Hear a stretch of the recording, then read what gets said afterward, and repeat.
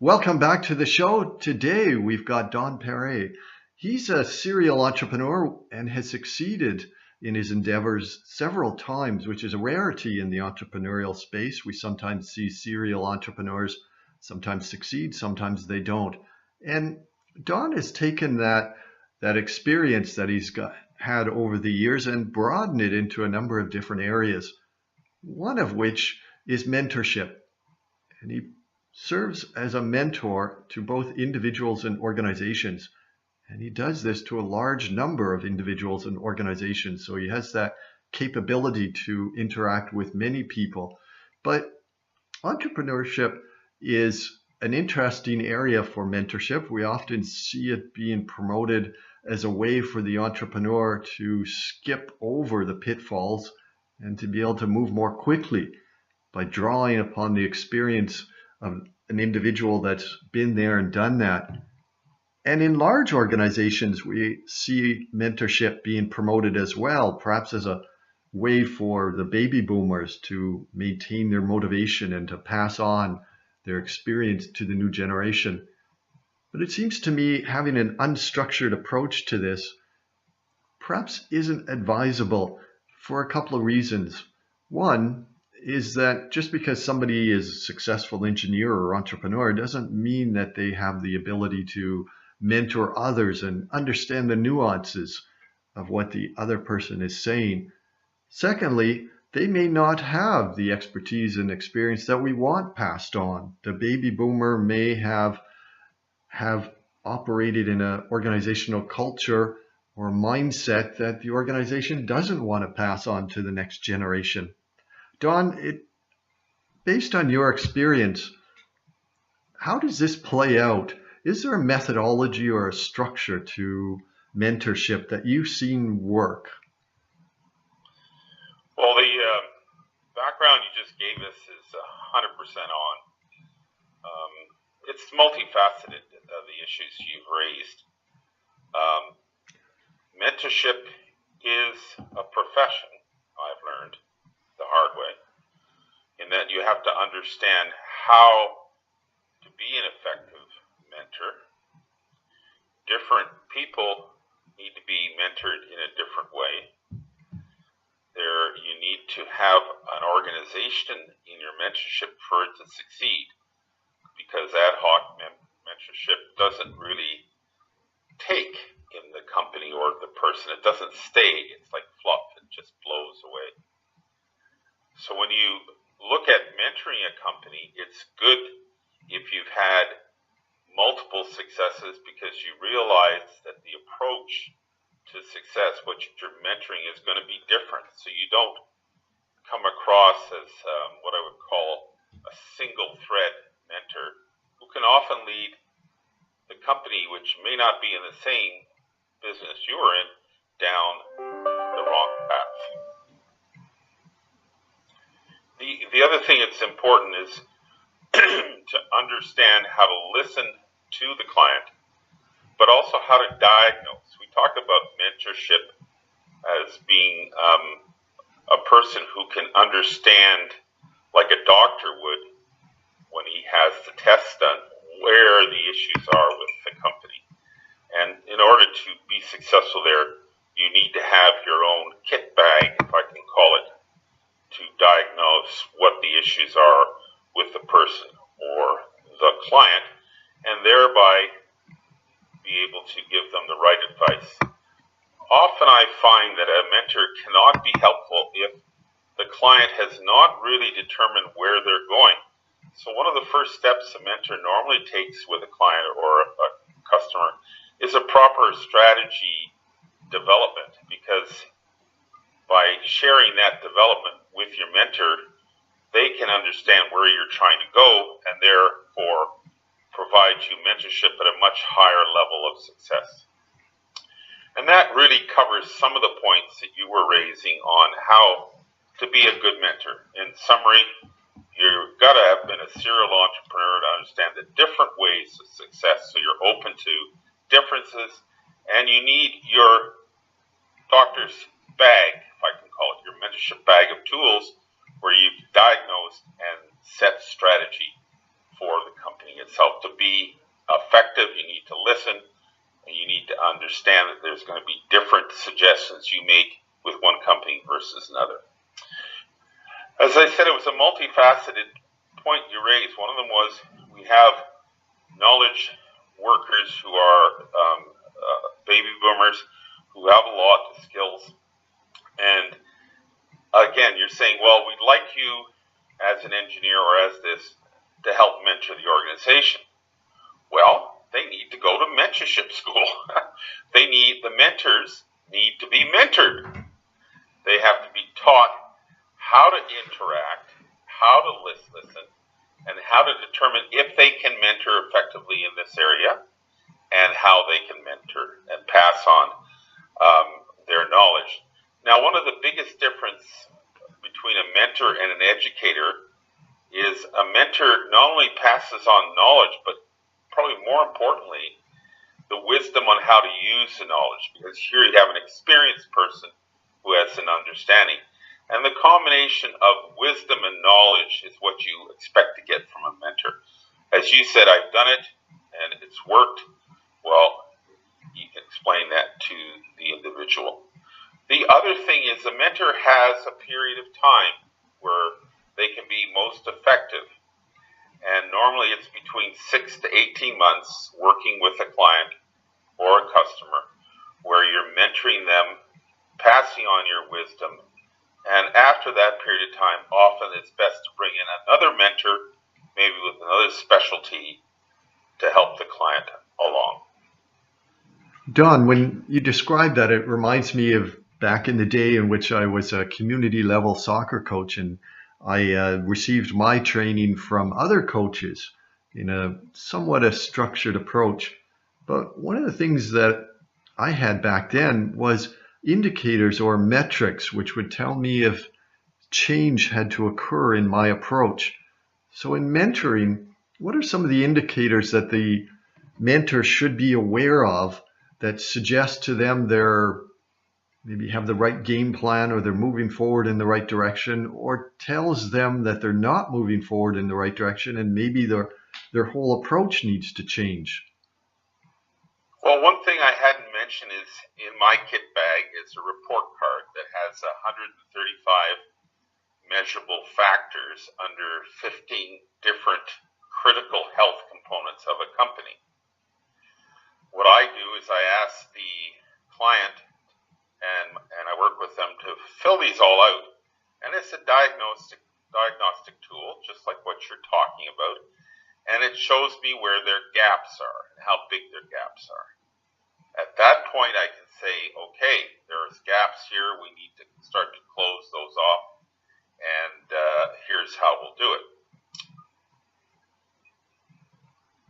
And the other question that I wanted to ask you was, when you had mentioned that a mentor might work with a client for maybe 12 to 18 months, it made me think of either a coach or a music teacher. And typically we see a hierarchy of teachers, and that the music teacher might, or the individual, I should say, might start off with a music teacher of a certain level of quality and a certain capability. And then when they've learned everything they can from that teacher or coach, they move on to a more sophisticated or advanced level coach or teacher. Now, when you talked about 18 months there, or 12 months, does that mean that at the end of that period that the person has learned everything that's possible, or does that mean that they move on to a more sophisticated style of mentoring? Okay, well, you've certainly put your finger on an excellent point.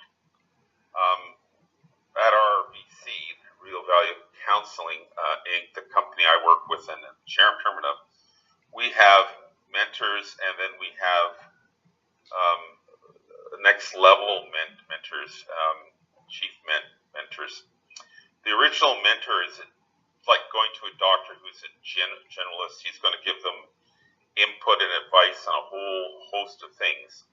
And then once he or she has kind of covered them off at the what I would call the basic levels and intermediate areas, they'll often turn the client over to a senior mentor or a teaching mentor like myself, I don't need as much time with the client, but I become someone who can take the client to the next stage. It's a lot like launching a rocket. Your first stage takes you here, second stage takes you there, and then you're in orbit. My participation often with these clients is to get them into the orbit phase, and I have a number of staff who are trained on my systems and approaches that help them get off the ground, launch, and so we work as a double team. And also, some of the mentors that work for me are actually more expertise in one area or the other. So we might find that a company needs a mentor who's got a strong marketing expertise, and I have someone I can place with them. I have a couple in that area. And then there's one that, they need a strong business accounting backbone because they have a lot of marketing strength and they have a lot of technical strength. So, there's three pillars in every company, and you want to make sure your mentor comes in where the pillar is weak and needs to be fixed. And then once they get their pillars strong, then I can help them take it into orbit or off to the moon. Don, let's turn this around to the perspective of the person being mentored. What do they need to prepare themselves? I imagine it must be a natural curiosity or an open-mindedness to new ideas and experience. What does the mentored person need to be doing in order to make the best use of the mentor and themselves? Well, again, your questions are definitely show me that you understand this very well. And that is, the first question is, do I want to be mentored? Now that is so important because the mentor is looking at that too. Is this person mentorable? Because sometimes you have to back away as a mentor because this person is not mentorable. If there is a mentorable answer that's yes, then what you're looking for after that is the aha moments. It's always good to record those. I think some people are rewarded by money. I'm rewarded by the number of aha moments my client has. And an aha moment is when the client recognizes, oh gosh, I didn't realize that. That does change the way I'm going to approach this. Aha! And when you get those moments, they're gold. And that's really what the mentoree is looking for. Aha moments. Every time he or she gets an aha moment, check. Because that could be worth the difference between the company succeeding or failing. It's a huge value, these aha moments. When I mentor a client, I'll often say, okay, let's record the aha moments that we had. And there could be 1, 2, or 3. Recently there were 7 with one client. A huge difference in filling in holes of understanding gaps and answering questions that were frustrating them or even causing them stress. Don, when you mention the aha moments, I imagine that sometimes it's not all aha moments, in that the person being mentored may have a perspective or a framework that they're working with, but they're not sure as to whether it's the correct one. And I imagine some of mentoring is validating their approach. An individual might have a business model or might have an approach, and they're not sure, and they go to the mentor and say, this is what I'm thinking of doing. Is it the right approach? And even if the mentor says, yes, it's the right approach, I imagine there must be value in that validation. Yes, and often it's done by putting the words in the mentoree's mouth, not their ears, just sort of asking them questions. Well, let's weigh the options, 1 versus 2. And then what do you think? And they said, yeah, you're right. I thought it through, and I can now say that's the right approach. Because one of the things a mentor is trying to do is teach the mentoree how to self-validate. Because you're not looking for someone to run you or manage you. You're looking for someone who can coach you to be able to come to conclusions yourself so that you understand why you got there. A lot of times when a mentoree is not sure if this approach is right, it's not because this is approach right or wrong. The real mentorable item is, how do I determine if that approach is right or wrong? So if I come up to another question mark like this, I can determine, be confident myself. Very cool. Okay, Don, we're coming to the end of our time together. Do you have any takeaways for the listeners, either people that would like to be mentors someday or people that need some mentoring? Maybe we can add some structure around what it is that they're doing. Well, yes, I do. I think there's two sides to that coin. The person looking for a mentor, I highly recommend that the person looking for a mentor be sure that that mentor has hit a number of different home runs, not just one. Be sure that the mentor listens and asks you questions as opposed to trying to take over your job and run it through you. And be sure that the chemistry works, that you are evaluated as you go along. You are getting these aha moments and these these education on how to confirm decisions that you want to make for yourself. The other thing is, if you're about to be a mentor, congratulations, that's a recognition of success. Very seldom are people asked to be a mentor if they've not succeeded. So that's an A+ and an attaboy for you. But secondly, assume that it's like, getting an MBA. When you're a good engineer and you start to run a company as a CEO, well, you're going to need to understand some other things. I often think of becoming a mentor is like that one level higher. It's like a doctorate in mentorship, which, by the way, I really think that universities should offer, where you can teach mentors how to be mentored by having people who are successful mentors in a multi-company model help you understand what has to be done and grow to the next level. It's very much like the like the hierarchy of needs that Maslow has. And as you grow as a person, at the very top level, he talks about self-actualization. Well, my father knew Maslow well, and Maslow, before he died, said there's one level higher. And my father asked him, what is it? Mentorship. That's really cool, Don. I had never heard that before, that Maslow had a higher level. When you were speaking about mentorship, I could see the connection to intrinsic motivation, but I didn't know there was a higher level. He never got a chance to publish it. It was something that my father and he talked about before he passed away. Very cool. Yeah, very cool. Okay. So we've been speaking with Don today, and he has provided us with this ability to provide some structure around being a mentor or having a mentor mentor us. And some of the interesting takeaways were the metrics and the indicators that he has, as well as some of the preparation work and the methodology behind that.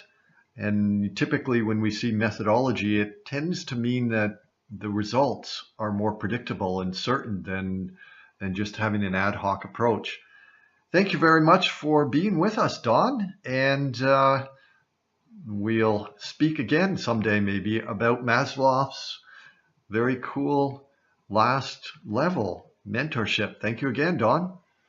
Well, I appreciate it very much, and in some ways I started thinking about mentorship very early on in my life, because that's what my father was doing for some very large companies, and I think I got taught how to be a mentor when I was like 6 years old.